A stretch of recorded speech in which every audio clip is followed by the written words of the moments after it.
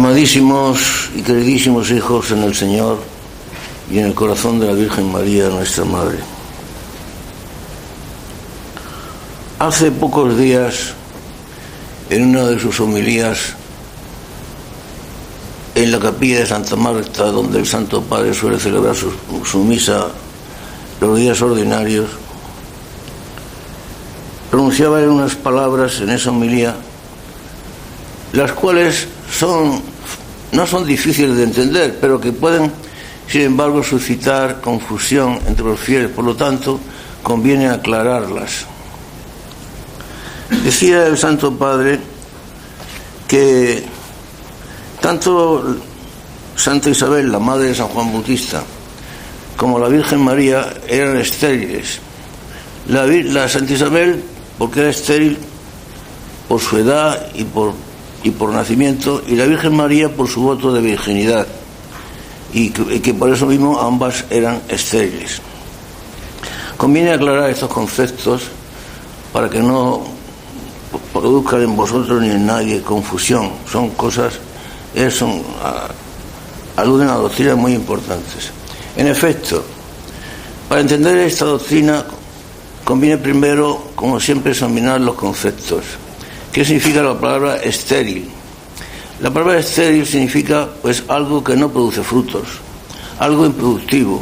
Por ejemplo, un campo estéril es un campo pedregal, un campo seco, un campo de cizañas, un campo de cardos, que no produce frutos ninguno, o simplemente pues un arenal. La higuera estéril, aquella que maldijo nuestro Señor, según el Evangelio, que no produjo nunca frutos, se quedó estéril. Eso es lo que significa la palabra estéril, no produce frutos.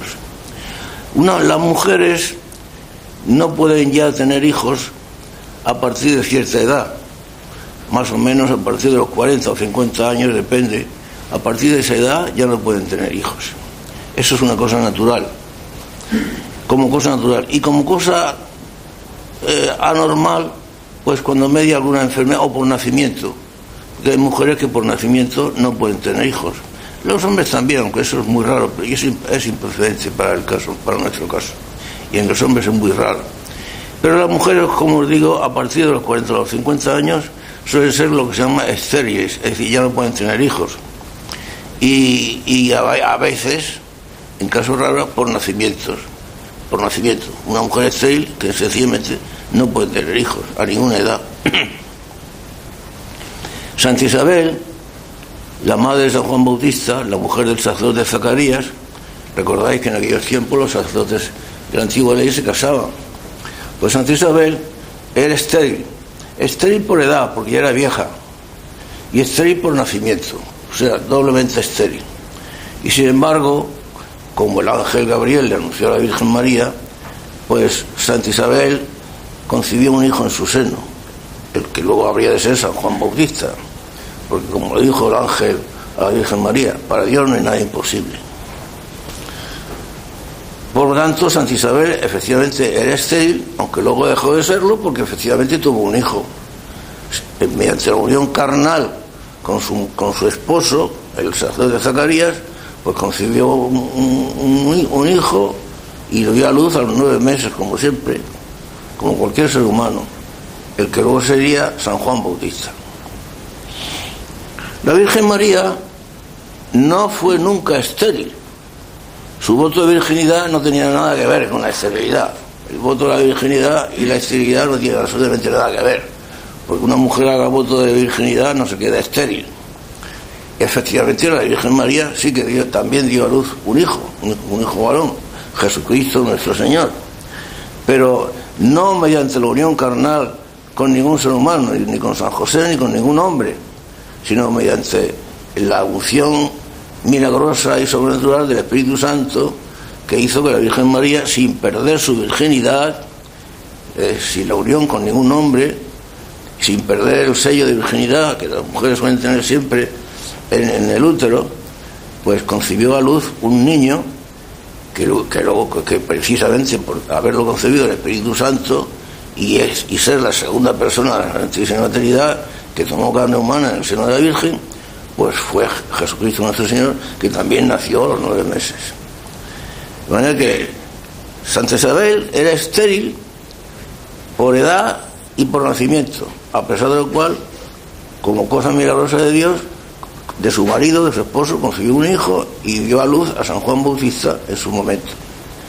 La Virgen María hizo su voto de virginidad, se entrega por completo a Dios, porque le dio a la realísima gana, pero no por eso perdió su capacidad de concebir, sino que ella voluntariamente pues no tenía ninguna intención de concebir, porque se quiso consagrar a Dios. No obstante, milagrosamente, por obra del Espíritu Santo, sin intervención de varón alguno, pues dio a luz en su seno, concibió un hijo en su seno, y dio a luz a los 9 meses un niño que por haber sido concebido por obra del Espíritu Santo y ser la segunda persona de la Trinidad, pues era el Hijo de Dios, que tomó un cuerpo y un alma humana como los nuestros, se hizo un hombre como nosotros, sin dejar de ser Dios. De manera que en la Virgen María no hubo ninguna esterilidad. En Isabel la había, pero al final dio a luz un hijo, milagrosamente. En la Virgen María nunca hubo ninguna esterilidad. Hizo su voto de virginidad, pero sin embargo dio a luz a Jesucristo, el Hijo de Dios, el Hijo suyo, Hijo carnal suyo. Y no solamente la Virgen María, su virginidad no fue origen de ninguna esterilidad, sino que dio a luz no un hombre, sino millones de hombres, porque, como ahora os explicaré, es la madre de todos los cristianos. De manera que, fijaos, dio a luz hijos. De manera que hablar de la esterilidad de la Virgen María por su voto de castidad es hablar de una forma, por decirlo suavemente, muy inexacta. La Virgen María, no ha habido ninguna mujer en la historia que haya sido madre de tantos hijos. Pero la Virgen María ha sido madre de tantos hijos, sí, es madre de la Iglesia y por lo tanto de todos los cristianos. ¿Por qué? Porque los cristianos estamos unidos realmente a Jesucristo, no en forma física ni en forma figurada, no, sino en forma real. La vida de Jesucristo es nuestra vida, se hace nuestra vida, nuestra, y la nuestra se hace suya, sin identificarnos, porque Él sigue siendo Él y nosotros seguimos siendo nosotros, pero nuestras vidas se hacen una.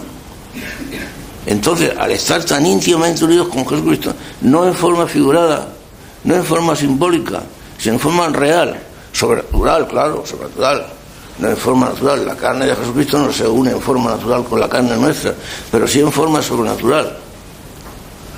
Pues claro, si estamos unidos con Jesucristo tan íntimamente, y Jesucristo es hijo de la Virgen María, pues nosotros somos hermanos de Jesucristo, y por lo tanto somos hijos de la Virgen María. La Virgen María es nuestra madre, no en un sentido espiritual, no en un sentido figurado o simbólico, sino real.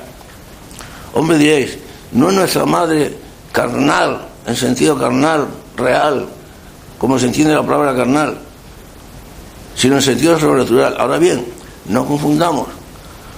Al decir sobrenatural, no queremos decir puramente espiritual. Queremos decir que el orden sobrenatural trasciende el orden natural, no que lo elimina, porque la gracia y la sobrenaturalidad no elimina lo natural, sino que lo perfecciona, lo eleva, no lo elimina. Es decir, lo sobrenatural sigue manteniendo lo natural, solamente que lo trasciende, lo eleva y lo diviniza. No se puede dar un elemento sobrenatural en el ser humano sin que primero exista lo natural. Lo natural sin lo sobrenatural sí se puede dar.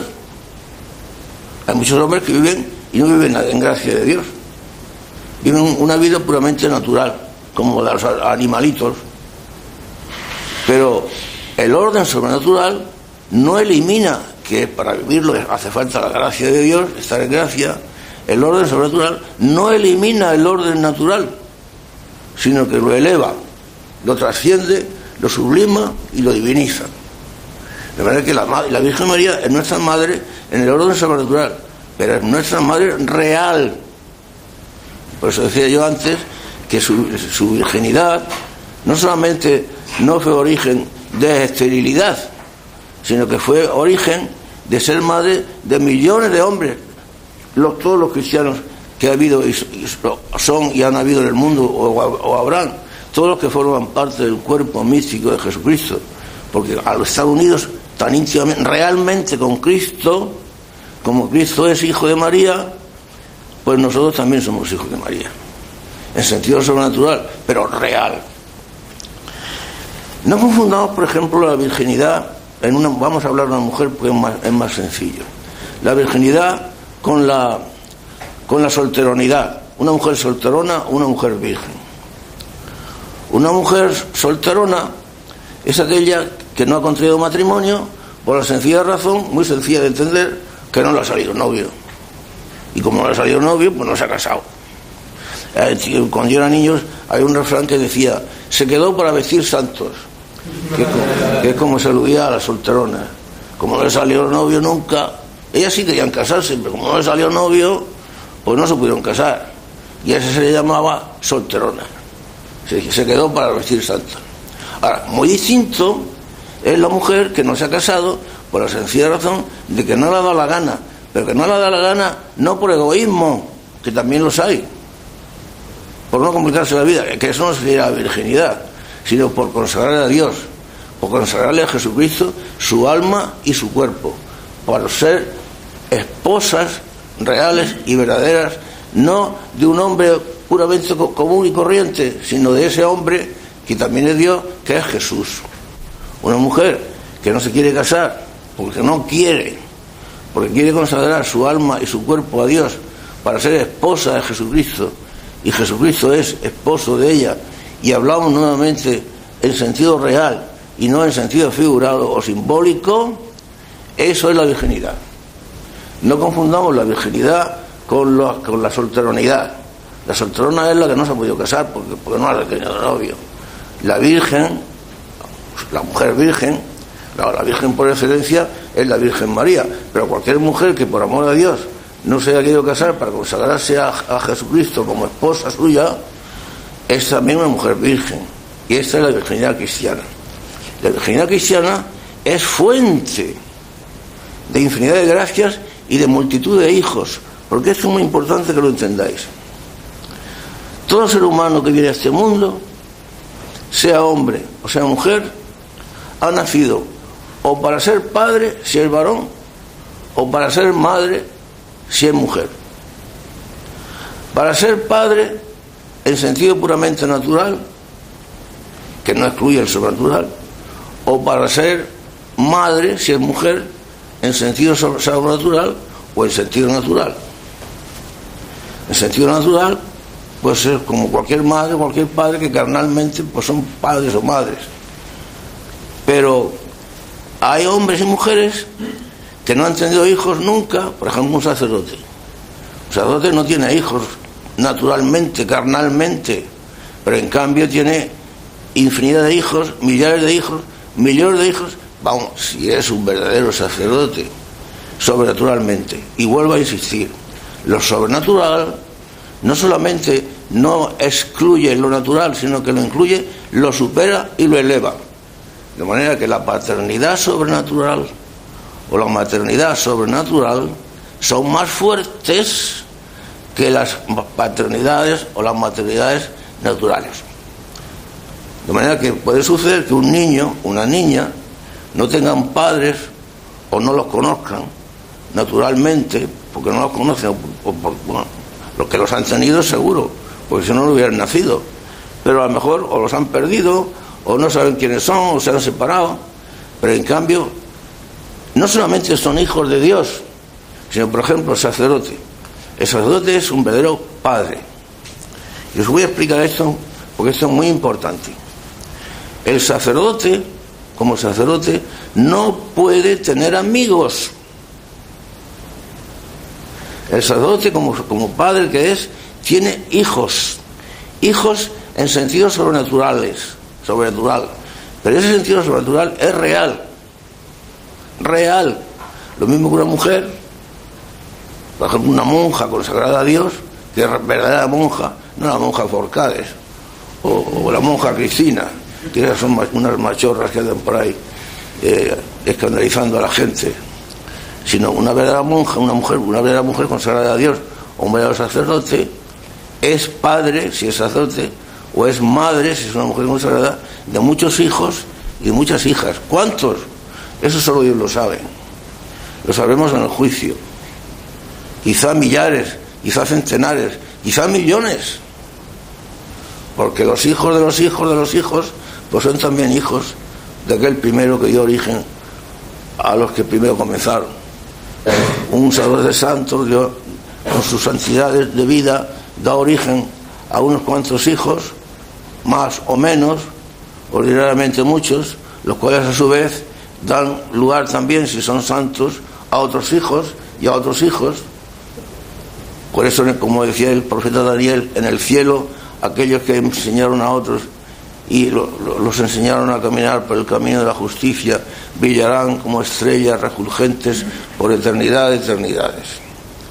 De manera que la paternidad sobrenatural o la maternidad sobrenatural son muy superiores, sin excluir lo natural. Lo sobrenatural no excluye lo natural. Ahora, lo decía antes, un sacerdote no puede tener amigos, tiene hijos. Lo que pasa es que la filiación, el tener hijos, un padre que tiene hijos, sea un padre natural o sea un padre sobrenatural como sacerdote, esos hijos, ese tener hijos, no excluyen la amistad. Porque un verdadero padre, sea sacerdote o sea sencillamente un padre natural, si es verdadero padre, sus hijos son también sus amigos. Un padre que no haya sabido hacerse amigo de sus hijos, pues hombre, será un verdadero padre en sentido natural o como sea, pero no ha sabido hacerse amigo de sus hijos y por lo tanto no es un verdadero padre. Creo que me estoy explicando. El sacerdote que es padre de sus hijos es amigo de sus hijos, porque la paternidad no solamente no excluye la filiación, sino que la incluye. No se puede ser un verdadero padre si a la vez no se es un verdadero amigo de sus hijos. Amigo y hermano. Por ejemplo, yo cuando hablo con vosotros, vuestros hermanos mayores, los sacerdotes, a los que yo, como vosotros, los adoro, como vosotros os adoro, porque sois mis hijos en el Señor, sobrenaturalmente. O sea, a vuestros hermanos mayores siempre les digo, hijo mío, mi hijo, mi amigo y mi hermano. Mi hijo porque es mi hijo.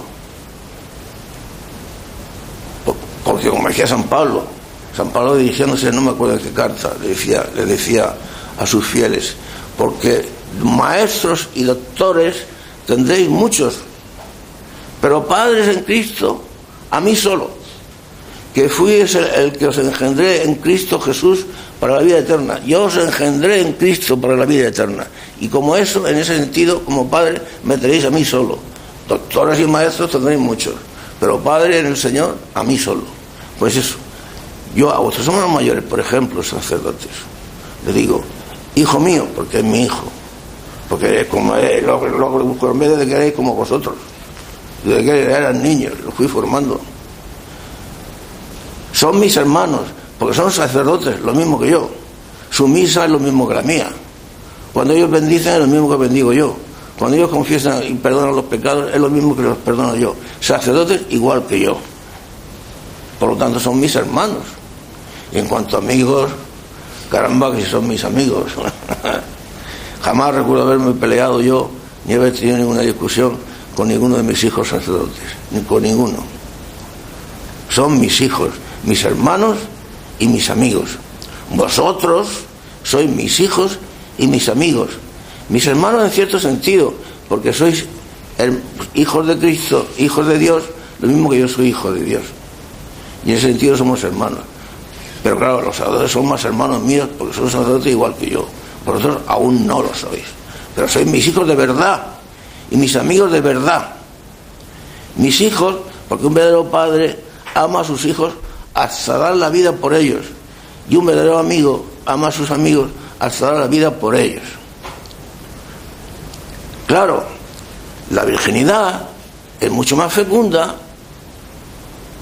que la vida de matrimonio, que como decía San Pablo, porque el que hace vida de matrimonio puede tener 5 hijos, 2 hijos, 6 hijos, 20 hijos si queréis, 40 si queréis, pero el que se consagra a Dios, como por ejemplo el sacerdote, puede tener millares y hasta millones de hijos, y además hijos que lo aman más. Vamos, si es un verdadero sacerdote, si es un Juan Lanas, la cosa es muy diferente. Pero si es un verdadero sacerdote, sus hijos en el Señor lo quieren más, lo aman más que a su padre natural. ¿Por qué? ¿Por sentimentalismo? No, porque es que la paternidad sobrenatural es más fuerte.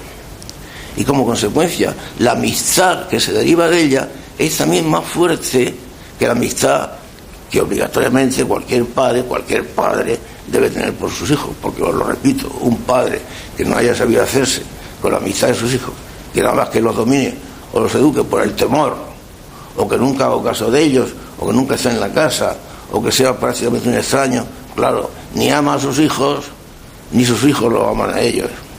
Tienen relaciones puramente pues superficiales. Pero el verdadero sacerdote, la verdadera paternidad, la verdadera virginidad, porque las mujeres que aparentemente no es como el sacerdote, que el sacerdote pues sí, se ven sus frutos, se ven sus hijos, están a la vista, pero las mujeres no están a la vista. Una mujer, por ejemplo, se ha pasado toda su vida en el convento haciendo una oración de intimidad, de amistad, de cariño y de ternura con Dios. ¿Dónde están sus hijos? O una mujer, por ejemplo, vuestras hermanas mayores, que son vuestras hermanas mayores, pues son mis hijas también, que son vuestras profesoras. ¿Cómo se puede decir que son madres? Pues lo son. Quizás no lo sean a nuestros ojos o a los ojos de los hombres, pero lo son a los ojos de Dios. Y es solamente en el día del juicio veremos la cantidad de hijos y de hijas que ellas, con su trabajo y su entrega a Dios y con su vida de oración y de sacrificio por amor a Dios, han dado lugar a tantos hijos e hijas que nosotros ahora no vemos. Los sacerdotes es más fácil de verlo, y tampoco lo vemos todos, ni siquiera una ínfima parte, pero son verdaderos hijos y verdaderas hijas. De manera que la virginidad no solamente no es esterilidad, sino que es mucho más abundante que la paternidad o la maternidad naturales. Más todavía. Yo recuerdo cuando yo era jovencito, vamos, ya sacerdote joven, como estaba cerca de ser sacerdote, un día leí en el periódico un artículo que me llamó mucho la atención, porque decía: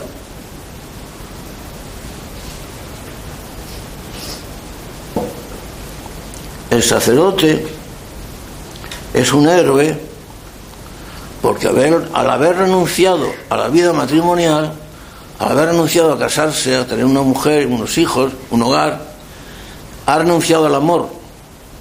Y yo decía, pero qué ignorante debe ser el que ha escrito este artículo. Decir que el sacerdote es un héroe porque ha renunciado al amor. Si el sacerdote es el que más ha abrazado el amor. Porque el que elige el matrimonio, como dice San Pablo, elige un amor parcial. Decía San Pablo, el que se casa está dividido. Porque por una parte tiene que dedicarse a darle gusto a su mujer, y por otra parte quiere dedicarse a las cosas de Dios. El sacerdote no. El sacerdote solo se dedica a las cosas de Dios. Y si se dedica a la gente es en cuanto y en la medida en que quiere llevar a la gente hasta Dios. De manera que la paternidad natural es mucho más fuerte que la paternidad sobrenatural. Entonces, el sacerdote es verdadero padre de sus hijos. Y si no es verdadero sacerdote, no es verdadero padre de sus hijos. Y no los ama como padre. No puede limitarse a ser su amigo, a tener con eso una amistad superficial, una amistad, o se llama una amistad pues más o menos íntima, pero amistad. Por ejemplo, don fulano, que es sacerdote de un pueblecito de por ahí de montaña, es amigo de uno de los jefazos del pueblo, que es un ateo. Son muy amigos, el sacerdote y el ateo. Los dos son muy amigos, juegan juntos muchas veces al dominó, Se llevan muy bien, nunca discuten. Algunas veces discuten sobre si Dios existe o no existe, porque el sacerdote intenta convencer al otro de que se convierta, pero el otro no quiere convertirse, como aquel que contaba Delibes, aquel que en su libro El cazador, aquel que era el sacerdote del pueblo, que era ya muy anciano, eran muy amigos, es de otro hombre que no, eran muy amigos de toda la vida, pero el hombre no iba nunca a la iglesia. Era buena persona y era amigo íntimo del cura, jugaban al dominó y además los dos eran muy aficionados a la caza, el cura y ese hombre, los dos eran muy aficionados a la caza. Resulta que ese hombre, el ateo, pues se puso enfermo y a punto de morirse. Y claro, el otro, pues como sacerdote que era, como sacerdote del pueblo y además amigo suyo, pues quería salvarlo a última hora como fuera, para que no se condenara, y dándole razones, y venga, mira que el cielo, mira que el infierno, mira que Dios te va a juzgar, mira que estás a punto de morir. Que nada, que no me confieso, confiésate, que vas a morirte, que te puedes condenar, que hemos sido amigos de toda la vida, que no me confieso. Entonces el sacerdote, en última instancia, se le ocurrió un truco. Dice, mira que en el cielo hay unos cotos de caza. ¡Ay, qué cotos de caza! Y unas perdices, y unos conejos, y unos faisanes. Y el otro, ¿faisanes también? ¿Y perdices también? Y hay periodos de veda. Dice el cura, en el cielo no hay periodos de veda. Ahí nunca hay veda. Se puede cazar en todo momento. ¿De verdad? No me está usted engañando, ¿verdad, don fulano? Dice, no, hombre, que te voy a engañar, yo nunca te he engañado. Dice, venga, pues confiésame usted enseguida, venga, que eso no me lo pierdo yo. Claro, pues eso es un truco, pues mira, pero se confesó. O aquel otro que contaba Bruce Marshall en su novela de Acabando un denario, que estaba confesando a un marinero que había recorrido los 7 mares, que había estado en todas partes. Ya sabéis cómo se dicen los marineros, dicen en cada puerto un amor, había llevado una vida como yo suelen llevar estos marineros. Y el pobre cura, queriendo confesar al marinero, pues el marinero se moría. Y pues lo fue confesando, y el marinero se fue confesando. Entonces llegó un momento en que el cura le preguntó que si estaba dispuesto, se arrepentía de haber visitado a tantas amistades femeninas en tantos puertos del mundo, pues tenía esa debilidad. Y puerto del mundo que llegaba a visitar los establecimientos donde abundaban las amistades femeninas, ¿ya me entendéis? Y si no, los más pequeños, luego alguno se lo explica, a Manolito, por ejemplo. Y dice, no, de eso no me arrepiento, porque a mí, mire usted, señor cura, decía el marinero, a mí nunca me querió nadie. Y esta sí que me querían de verdad. Porque eran gente buena, serían mujeres de la vida, pero eran mujeres buenas. Y me tenían verdadero cariño. Y decía, ay, si hubiera usted conocido, decía el marinero, si hubiera usted conocido a las de Hong Kong, hacían un suave frufru con las faldas. ¿Cómo quiero usted yo que perdone a esa gente? Que son las únicas que me han querido. Y cómo hacían frufru con las faldas, era una cosa maravillosa. Y el cura desesperado, pues te arrepientes, pero ¿cómo voy a arrepentir de eso?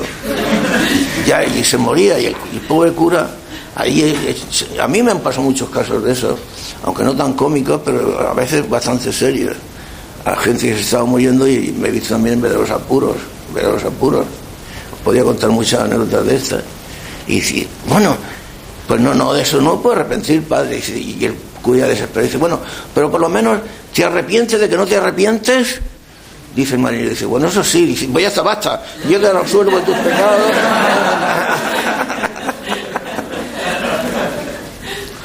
Bueno, pues lo que decía, el sacerdote no puedes limitarse a ser amigo de aquellas ovejas, de aquellas personas que Dios le ha encomendado, sino que tiene que ser mucho más que amigo. Amigo, por supuesto, hasta el fin, pero padre por encima de todo. Amigo y padre. Y hermano, cuando se trata también de sacerdotes, pues bien, amigos y padres. Y además os digo una cosa, Ya os lo he dicho antes, no se puede ser padre verdadero sin ser amigo verdadero. Porque aquel que decíamos, aquel ateo del pueblo, que jugaba al dominó con el cura, pues eran muy amigos, pero amigos de una manera muy superficial. Podríamos poner un ejemplo, comparar una chinita pequeñita, un granito de anís, con una montaña como el Himalaya.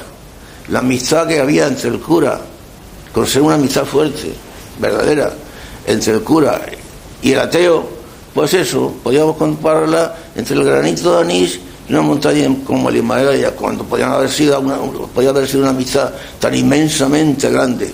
Pero ya aún el ejemplo no vale, porque la distancia entre la chinita y la montaña tan alta como el Himalaya no es tan grande como la amistad que había entre el cura y el ateo, con ser una buena amistad.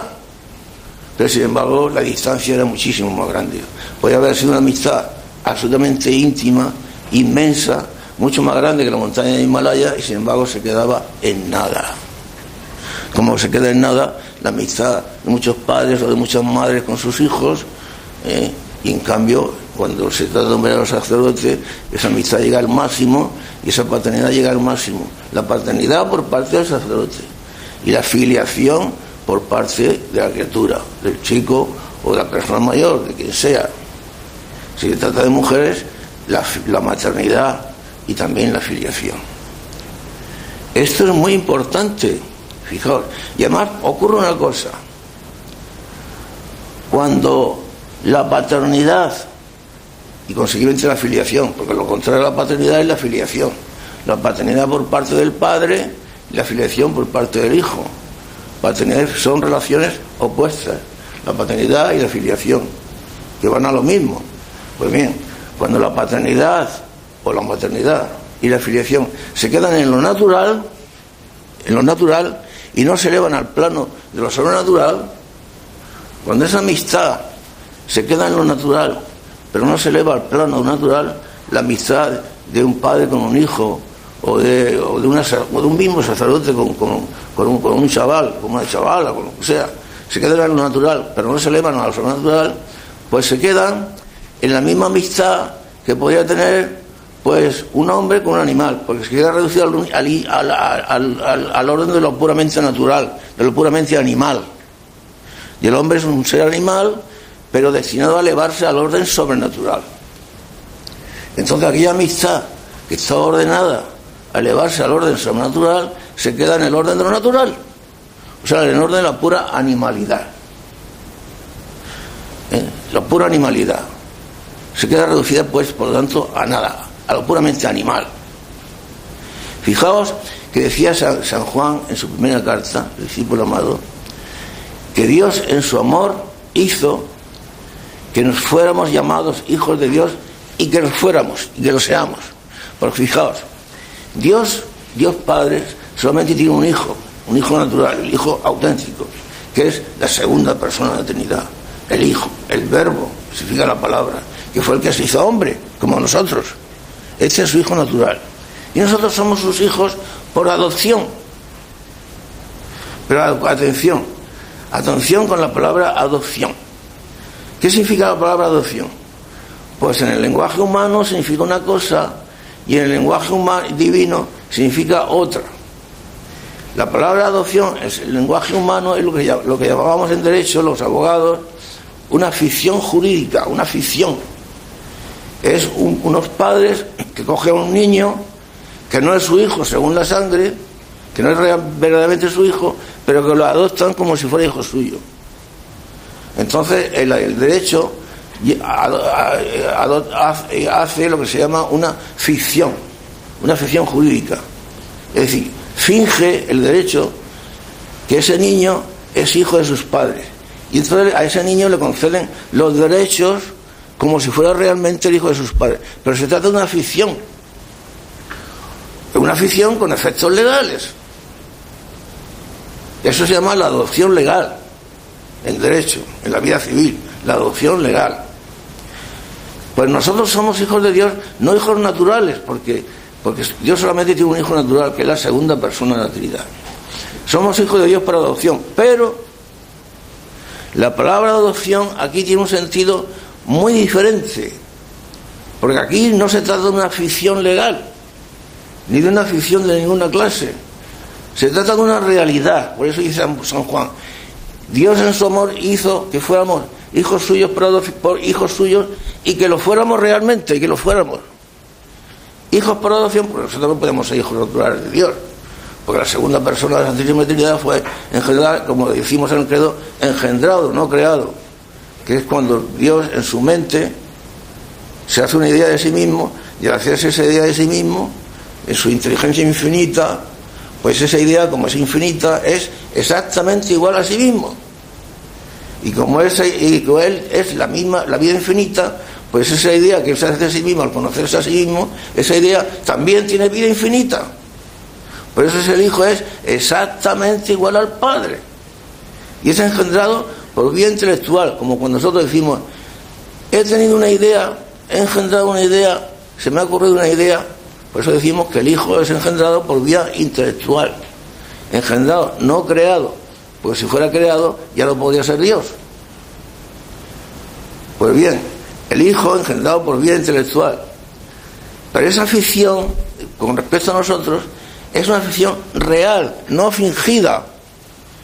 Dios nos hace hijos suyos de verdad, no simbólicamente, no espiritualmente, sino de verdad. Lo hemos dicho antes, porque al unirnos con Cristo Jesús, nuestro Señor, nos une de verdad. El que pierde su vida por mí la encuentra, la halla. El que busca su propia vida la pierde. Y el que come mi carne y bebe mi sangre vive por mí, y yo vivo por él, vivo en él. Entonces somos hijos de Dios de verdad. Que esto a la gente no se le cae en la cuenta, ni nosotros mismos muchas veces lo pensamos, que podemos ser más que orgullosos y más que felices pensando que somos hijos de Dios. Y en ese sentido nunca nos tendríamos que sentir solos, porque Dios es nuestro Padre. Cuando muchas veces pensamos, sí, Dios es nuestro Padre, pero lo pensamos en sentido figurado, en sentido espiritual. Sí, claro, Dios es mi Padre, pero Dios está en el cielo y yo estoy aquí. Pues Dios es tu Padre de verdad, y te ama como ningún padre puede amar tan intensamente, y por lo tanto no puede estar en el cielo y tú aquí abandonado, sino que está encima de ti, está dentro de ti, está contigo, está sobre ti, y te ama muchísimo más que tú te puedes amar a ti mismo.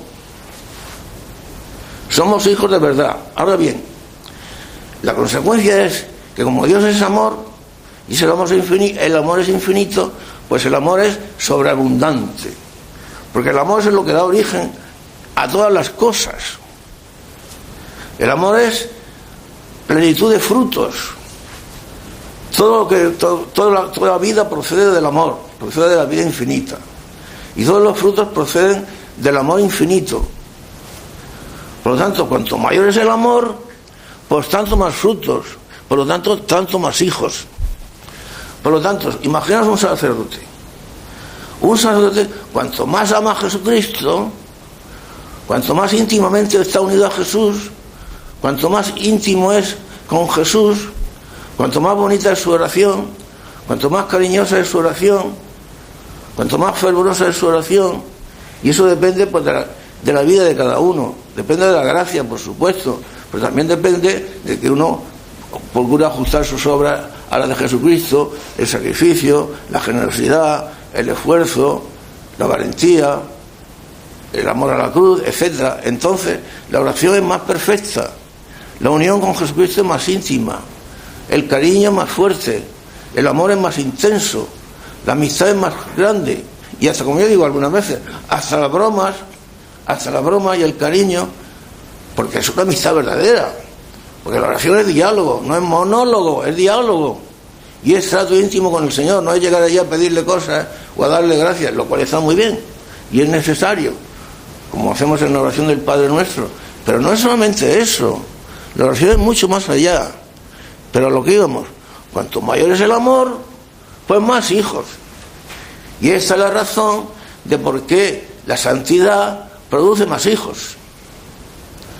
Un sacerdote santo puede dar cientos de hijos, miles de hijos, millones de hijos, que vivirán luego en el cielo por toda la eternidad, y que lo llamarán padre y lo considerarán padre, los cuales a su vez sean padres también de otros hijos. Y esa es la maravilla del cielo. Por lo tanto, decir que la Virgen María es estéril es una cosa inexacta. Por eso esas palabras hay que entenderlas bien. De ahí la grandeza y la maravilla de la virginidad. Porque el matrimonio está bien, el matrimonio es una vía de santidad. Pues el matrimonio también, los que se casan también pueden y deben ser santos. Pero el que se consagra a Dios por completo, claro, para él la santidad, el camino de santidad es más serio, más intenso, más fácil y conduce a alturas mucho más elevadas. Como decía San Pablo, yo antes lo he dicho, el que se casa está dividido. Son palabras del apóstol. Porque tiene que estar por un lado dándole gusto a su mujer y cuidando de su mujer, y por otro lado pues procurando agradar a Dios, y está dividido. La palabra dividido es de San Pablo, y está dividido. En cambio, el que se entrega por completo a Dios, pues ese no está dividido, porque está entregado por completo a Dios y nada más que tiene que dar su corazón a Dios. Que por eso decía Jesús, el que por amor de mí deje casa y mujeres y familia e hijos y hacienda, recibirá el 100 por 1, incluso en esta vida, y después la vida eterna. Incluso en esta vida, pues ya lo estoy viendo.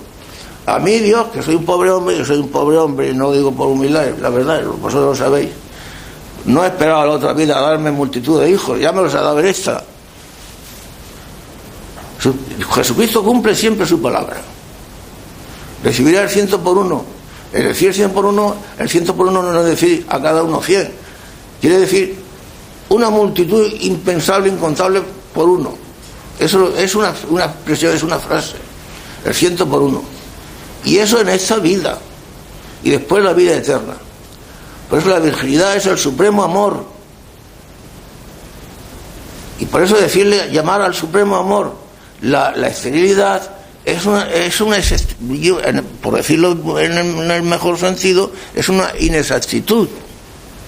Porque la virginidad, la consagración a Dios por completo, es el supremo amor. Y es en esta vida ya la suprema alegría. Porque la mayor gracia de Dios, en esta vida, una de las mayores gracias de Dios que Dios nos puede conceder en esta vida es una multitud de hijos, que la contemplaremos ya incluso en el momento de nuestra muerte. Hay una frase en el Salmo que a mí me gustaba mucho repetirla cuando era jovencito, que es muy bonita. Decía: los hijos de la juventud son como las flechas en la aljaba del guerrero.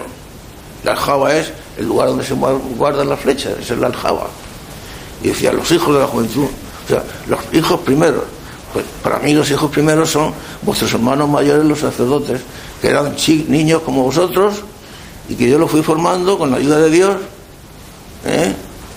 y ya hoy día pues ya son sacerdotes, o ya son mujeres, que son vuestras profesoras, que son vuestras hermanas mayores, porque son de nuestra familia lo mismo que vosotros. Ellas no son unas estrellas que vienen de la calle a cobrar. Ellas no cobran nada, ellas no cobran nada. Se limitan con que les demos para que puedan comer y puedan vestir, y se acabó. No cobran ni un centavo. Viven consagradas a Dios, porque no tienen ni un céntimo propio, como nosotros tampoco. Yo no me acuerdo de haber tenido dinero propio ya desde la pera. Pues cuando estaba en Venezuela, y lo poco que tenía allí en Venezuela, y luego cuando llegué a Barcelona, en el puerto de Barcelona, me lo robaron todo, me robaron la cartera y me dejaron sin un centavo en Barcelona.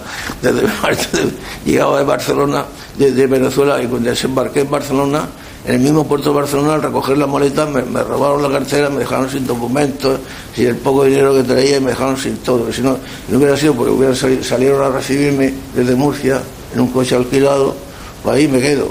Bueno, pidiendo limosna, yo no sé lo que hubiera hecho. Pero ya veis, el Señor quería que llegara a España de regreso sin un centavo, lo mismo que me fui sin un centavo, el Señor quería que llegara también sin un centavo. Pues yo no recuerdo haber tenido dinero propio, ¿no? Y yo no lo tengo.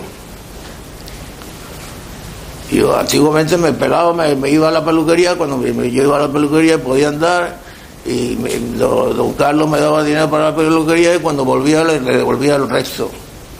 Ahora como me pega Pablico, que por cierto lo hace muy bien, pues no, yo no necesito nada. Ya me dan de comer, que no estoy muy seguro que me lo gane, pero me dan de comer y de vestir, y me sobra. Pero ya lo veis, por eso la virginidad es, además, a Dios se le cae la baba con la virginidad. Porque habrá cosas que pueda darle más gloria a Dios, más encanto a Dios y más alegría a Dios que alguien que le consagre su alma y su cuerpo y su todo para ser su esposo. Cuando el Cantar de los Cantares habla de la esposa y del esposo, habla como natural en un sentido trascendente y simbólico, pero al mismo tiempo también real, porque se trata del esposo con mayúscula, que es Dios, y de la esposa, que es el alma, que es el hombre, el ser humano, sea un hombre o sea una mujer. De ahí la grandeza de las vírgenes cristianas, aquellas que fueron mártires y dieron su vida por Jesucristo, y hoy día tantas trabajando y tomando su sangre por Jesucristo, o los hombres que consagraron su vida a Jesucristo y que dieron y en su cuerpo y en su alma y dieron y han dado tantísimos frutos y tanta gloria a Dios. Decirle a eso esterilidad, considerar eso como un campo que no da frutos, como un campo de matorrales de cardos o de piedras. Fijaos si eso es un disparate. Yo soy yo, hijo mío, mira, ya sabéis que no os engaño, no os puedo engañar. Yo soy viejo. ¿A mí qué ilusión me queda? ¿Y qué alegría me queda? Pues el deseo de amar más a Jesucristo. Ayer os quedáis aquí vosotros viendo el Mon. Yo por la tarde no tuve tiempo o me descuidé y no pude hacer la oración. Yo dije, pues mientras ellos ven el Mon, a mí me gusta el Mon, como a vosotros me gusta, ¿cómo no me va a gustar? Bueno, soy un ser humano. Yo dije, pero pues, mientras ver el Mon, y ya que no he hecho la oración por la tarde, me voy a la capilla a pasarme un rato agradecísimo y de cariño con el Señor, que es mucho mejor. Porque sin eso no puedo pasar. Y perdonadme que os lo diga, pues no os debería decir eso, pues vais a pensar que yo soy una buena persona. No soy una buena persona, hijos. Pero en fin, sí tengo ganas de serlo. Os digo la verdad. Así que no os dejéis engañar cuando os digan estas tonterías. ¿El matrimonio? Pues claro que sí, un camino de santidad. Pero la virginidad, un camino más excelso y más sublime, como dice San Pablo. Y aquel que deje por mí, por mi amor, casa y hermanos y familia, e hijos y haciendas y lo que sea, yo le daré en esta vida ya el 100 y después la vida eterna. Pero sobre todo el 100, lo primero y principal que nos da el Señor, lo mejor, lo más maravilloso, lo más sublime, lo más dulce, lo más deseable es su propia persona y su propio corazón. Porque si yo, que soy un pobre gusano y un pobre pecador, le doy mi corazón al Señor, ya veis yo, Él me da el suyo, tal para cual, tú para mí y yo para ti, 50-50, mitad por mitad, a partes iguales, tú y yo y tú. Porque el Señor se pone a nuestra altura, siendo el Señor. Porque yo ya no voy a llamar a siervos, sino amigos, porque sois mis amigos. Ya veis, hijos míos, la excelencia de la virginidad. Ya veis, por ejemplo, la grandeza de nuestra madre. Ya veis cómo debiéramos de querer más a nuestra madre, porque es realmente nuestra madre. Cuando a mí se me murió la mía, y yo tenía 16 años, mi confesor me dijo, Alfonsico, ahora tu madre es la Virgen María. Yo pensé para mí, claro, ¿qué me va a decir? Eres un cura, es un confesor. Bueno, pues me tiene que decir que la Virgen María es mi madre. Pues claro, me va a decir otra cosa. Y sin embargo, luego, al poco, enseguida lo pude comprobar, que aquello no era una frase del cura, que aquello era una realidad. ¿A dónde hubiera ido yo sin la Virgen María? ¿A cuántos peligros que yo sepa me ha salvado la Virgen María, y a cuántos más que yo no sepa me habrá sacado adelante? Y sobre todo, más que los peligros que me haya sacado adelante, ha sido su cariño y su amor. Yo muchas veces me da mucha pena. Yo, por ejemplo, yo recuerdo ayer tarde que puse especial cuidado y dije, esta tarde, Virgencita, yo quisiera rezar el rosario bien. Y puse todo el esfuerzo de mi alma en rezar el rosario bien, porque me da mucha lástima cuando lo rezo, cuando termino de rezarlo, porque me pasa, y me doy cuenta que lo he rezado en rutina. Lo he rezado Santa María, y lo he rezado en rutina, y entonces me da pena, me da lástima, digo, álgame, pues hay un cariño a la Virgen. Digo, vamos a ver si mañana lo rezo bien. Y por eso recuerdo que ayer tarde dije, vamos a ver, si me ayuda esta tarde, Virgencica, esta tarde quisiera rezar bien el rosario, de verdad, dándome cuenta de cada Ave María, y de lo que le digo en cada Ave María es que es bendito el fruto de tu vientre, y que a la hora de la muerte rezarás por mí, y que eres bendita entre todas las mujeres, porque eres la más maravillosa de todas las mujeres del mundo, habidas y por haber. Y yo eso lo digo con sentimiento y dándome cuenta, y entonces eso se convierte en algo maravilloso. Hijos míos, que la Virgen María, nuestra Madre, os bendiga, y como siempre os digo, que ella os haga comprender lo que yo hubiera deseado haceros comprender, y sobre todo que os haga comprender la belleza, la grandeza, la sublimidad, la excelsitud y la maravilla de lo que es la virginidad, que en definitiva es el amor a Dios al 100%, el darle ese corazón, de vuestro corazón, y el darle vuestro corazón supone necesariamente el recibir el suyo, porque en el amor todo es recíproco y bilateral, tú para mí y yo para ti, como dice el Cantar de los Cantares, mi amado es para mí y yo soy para él. Pues ya creo que con eso, creo que a pesar de mis palabras controvertidas, como sean, balbucientes, creo que os habéis entrado un poco lo que es la virginidad y la diferencia que hay entre ser virgen y ser una solterona o un solterón, porque también los hay solterones, aquellos hombres que no se quisieron casar porque por egoísmo, por lo que digo, por lo que fuera, por egoísmo. Eso es solteronía. O esas mujeres, pues no les salió un novio, o porque no quisieron casarse, solteronía. Pero las mujeres que se consagraron a Dios por amor de Dios, le consagraron su cuerpo, la virginidad, las vírgenes cristianas, las maravillas del cielo, y hoy las maravillas del amor de Dios, las maravillas de Jesús.